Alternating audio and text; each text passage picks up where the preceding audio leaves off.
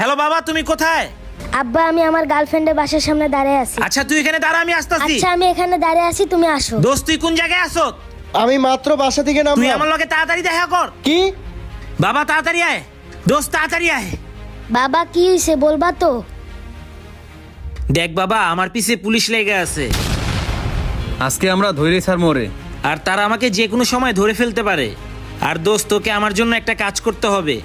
হ্যাঁ বল, কি করতে হবে? তুই আমার সন্তানকে আমার মতো বাঘের বাচ্চা বানাবি। তোর কাছে এটাই আমার রিকোয়েস্ট। এই যে ধরে ফেলছে ওরে, তোর অনেকদিন পর পাইছি, তোরে 15 বছরের জেল দিমু, চল। বন্ধু, তুই আমার পোলারে আমার মতো বাঘের বাচ্চা বানাবি। আজকে আমি 15 বছর পর আমি জেলখানা থেকে বের হইছি। আজকে আমি সর্বপ্রথম আমার ছেলের সাথে দেখা করব। বাবা, বাবা জানো আজকে স্কুলের ভিতরে আমি টপ করছি। সোহাগ, আমি 15 বছর পরে এসেছি। আমার ছেলে কোথায়? সাকিব, এইটাই তোর ছেলে? ও আমার ছেলে কত বড় হয়ে গেছে। এই দাঁড়ান, ওই hello, who are you, don't touch me. ওই তুই আমার পোলারে কি বানাইছো? তো আমারে কি কইতাছে? তাইলে কি বানামু? তাইলে কি তোর মতো গুন্ডা বানামু, জেলের কয়েদি বানামু?